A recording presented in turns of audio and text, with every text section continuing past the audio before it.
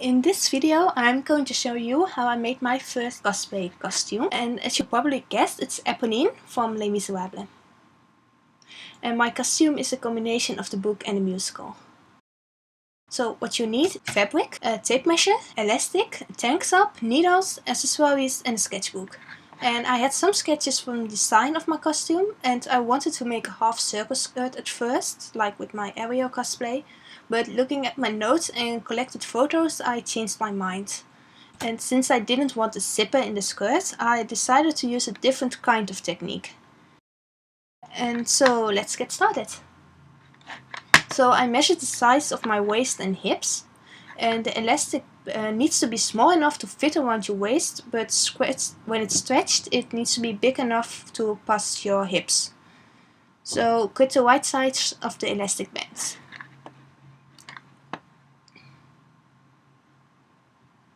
And get the fabric from your skirt, and fold it in half. So you need to cut the fabric in two pieces of the same size. My English is so bad. I'm sorry.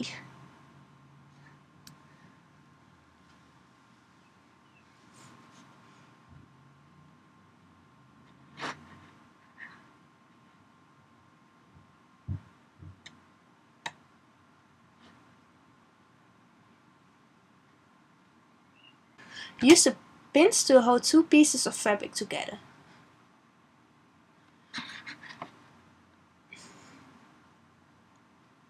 So make sure it's lined nicely and all.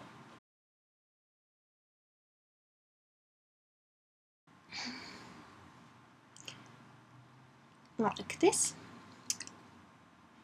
BIO. And start sewing the two pieces together. Do not close it. I don't own a sewing machine, so I sew this all by hand. But if you do own a sewing machine and you know how to use it, then I recommend using it because it will work a lot faster, I think. So now get your elastic band and sew the ends together. And get your unfinished skirt and put the top through the elastic. So like this. Yeah. I'm so clever. Now we're moving on to the annoying part. Almost.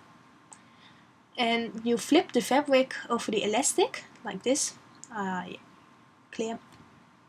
And you start pinning this flipped part of the skirt to the layer underneath. And when you finish to one side of the skirt, you turn your skirt around and you do exactly the same thing on the other side of your skirt. Whoa. So obvious. So that's all done. And once you're done, you're going to sew the fabric you just pinned together. Here. And then you're going to turn your skirt inside out. Yeah. And you have a skirt. And now we're moving on to the shirt. Layer up two pieces of fabric and place your tank top on top of it. Please note that the tank top needs to be your size. And you can use the tank top as a pattern, and then you go around and cut the fabric. And if your fabric doesn't stretch, you will need to make it a bit bigger. So that's what I'm doing here. And I want my skirt to be long, so I'm not cutting the fabric as short as my tank top.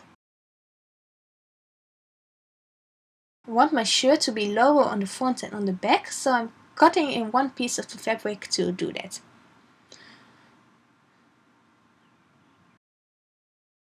I've got one piece left that's like really damaged, so I'm sewing that to the shirt at the neck hole thingy. Yeah. I need to sew it to the other side since the shirt will be turned inside out just like the skirt.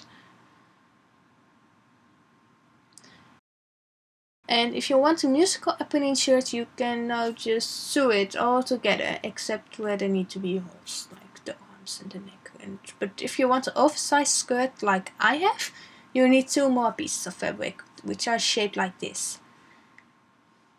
And they will need to be placed at the side of the skirt, like an extra piece.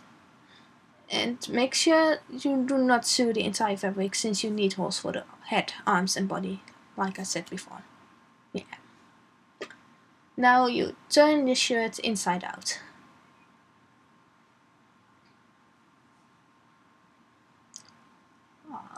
Look how nice it is. And please note that I did not have filmed that I added the 2 extra pieces. I came up with that idea later and I forgot to film it, so sorry about that. So now I'm going to make the shirt and skirt look damaged. It will have a lot of holes and whips, or however you name it, just like in the book. And try to use your hands for this as much as possible, since cutting with a scissor will make it look clean. And that's not what we want. So if you tear it up with your hands, it will look more natural, actually. And my fabric was too strong for me to tear up all with my hands, so I started the damage with the scissor and making the holes and whips worse with using my hands, so it looks natural anyway. Yeah, meow. And to make the clothes look dirty, I used an old brown eyeshadow. I made the shirt wet first, so it would stay on better. But it doesn't really work well on the skirts.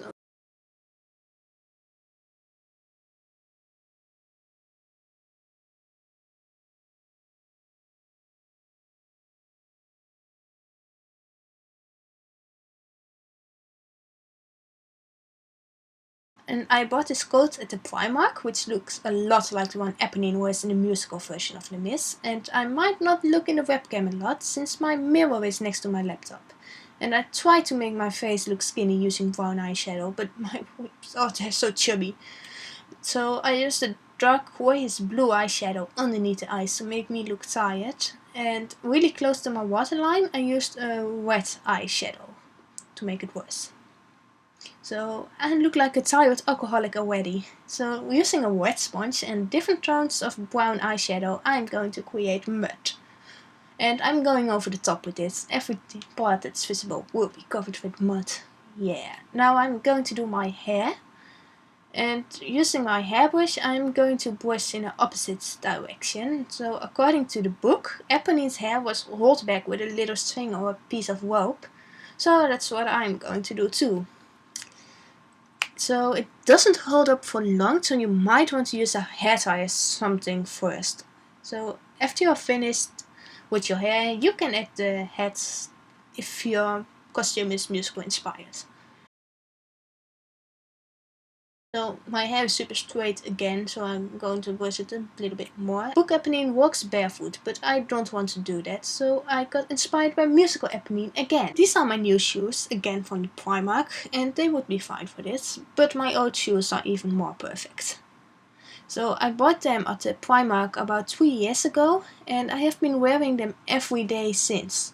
So they look totally damaged, which makes them perfect for an Eponine cosplay.